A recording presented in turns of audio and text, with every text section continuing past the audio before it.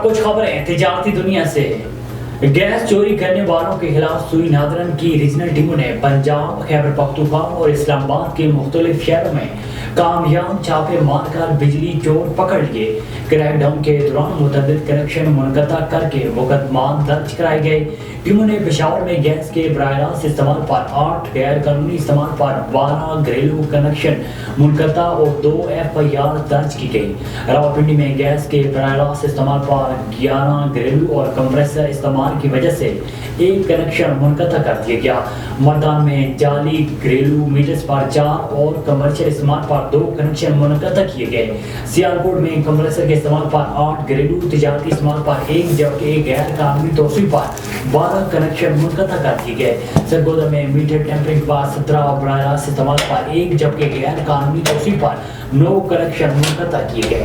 امریکی سفیر ڈونلڈ بلوم نے گوادر کا دورہ کیا۔ دورے کے دوران بلوچستان کو ترقی دینے، تجارت اور تجارتی تعلقات کو وسعت دینے کا اعادہ کیا۔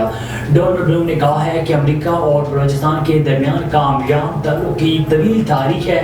گزشتہ سال کے دوران امریکی اعانت سے 41 مراکز صحت کی کامیابی سے تجدید کی گئی۔ تعلیم کے میدان میں امریکی اعانت سے BUITEMS اور سردار بہادر خان ویمن یونیورسٹی میں پروگراموں کو فروغ دیا گیا۔